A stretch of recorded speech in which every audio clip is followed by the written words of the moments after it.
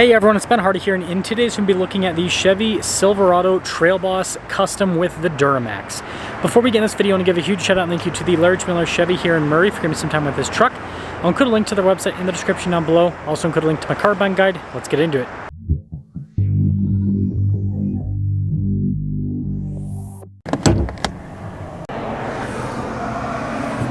Under the hood we have a 3-liter inline-6 turbo diesel that goes through a 10-speed. Fuel economy is 21 around town and then 24 on the highway, with power outputs being 305 horsepower and then 495 pound-feet of torque.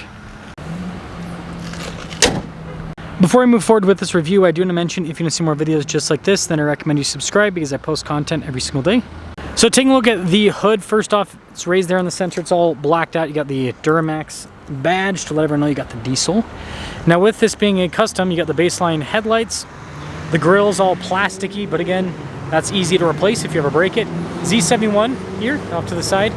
You got the red recovery points there as well, blacked out bumper. And so yeah, I think it's a cool looking truck.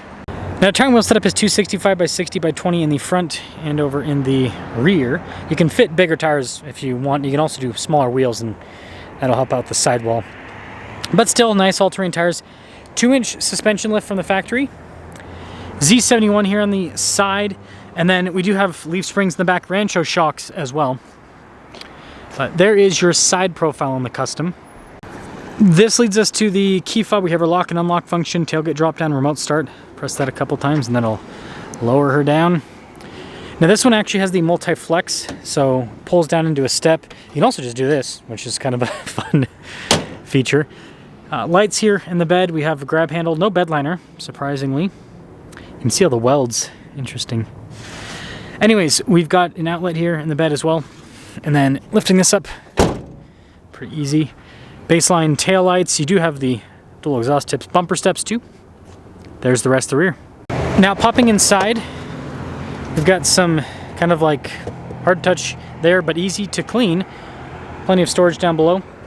Here are the seats. Nice cloth trim. More storage underneath the seat. Flat loading floor, tons of legroom. Again, it's a full-size pickup truck, crew cab. Vents here in the rear, USB ports as well.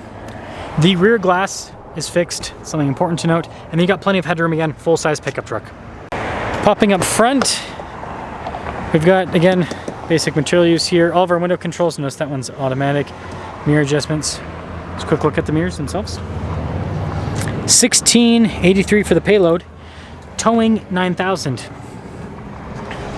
Cloth seats up front. They are power adjustable. Got that for your parking brake. Light controls up above for your cargo light. Now this does have 2-speed transfer case and 4-wheel auto, and then you got your tow mode as well that you can shift to with that dial.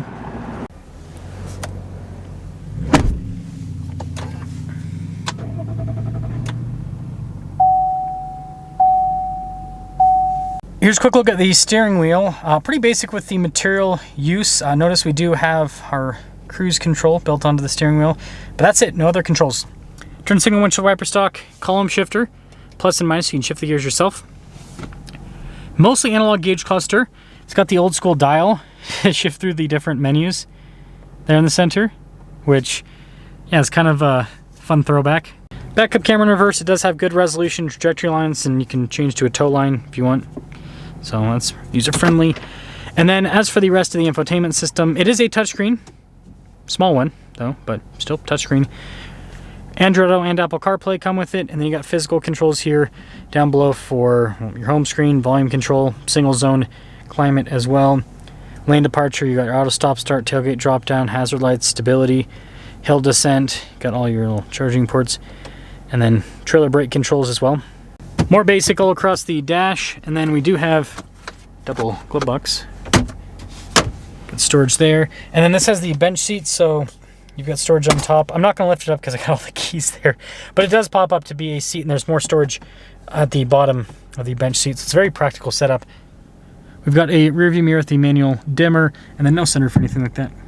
So here's a quick look at the window sticker. You guys can see 2025 Custom Trail Boss. Base MSRP is $51K after all options on this particular one, including the $2,500 for the diesel, $57,655. The total MSRP. And Let's see how it performs.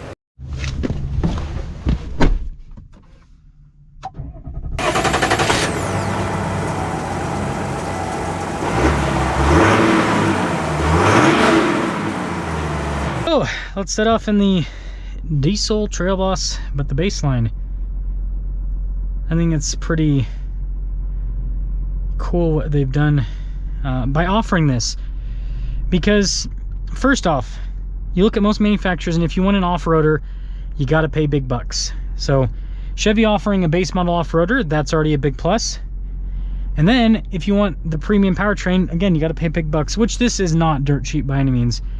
But it's still nice that it's offered at a lower package, so it's a lower overall price point. I mean, this is sub $60,000 for a very capable off-road pickup truck.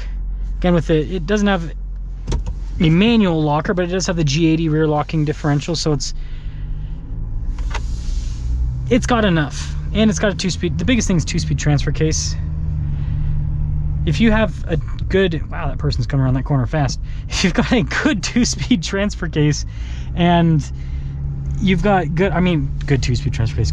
If you have a 2-speed transfer case and you've got solid all-terrain tires, I mean, you can go a lot of places. Sorry, that like really freaked me out. Their truck was so low to the ground, so I couldn't see it past the line of cars, and it's just like they came out of nowhere. Look at that. So much torque. And because this doesn't have as much insulation as like a more loaded up Silverado, you actually hear the engine a lot better. And it's a cool sound. I love diesels. They sound very, very good. And it just drives well in general. Very smooth suspension. You can't go wrong with the diesel. I mean, you can. It's called the Cummins that's in the Nissan Titan, but normally you can't go wrong with the diesel. Yeah, the torque is just great. I mean, he's barely getting the throttle, and it's just boom, and it hits. It's a pretty impressive powertrain, I would say.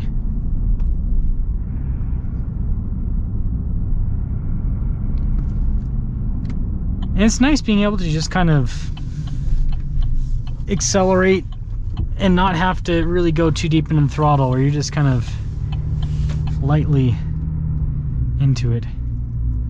I can't remember what this is completely unrelated to the review. I can't remember what these style of homes are, but I really like them because they're, I don't know, they just have, some people are gonna be like, Ben, but I think they got some character. I think they got some character. Because, I don't know, I guess I associate these homes with like regular, everyday people. And so, you know, there's lots of stuff happening. They're not too over stylized.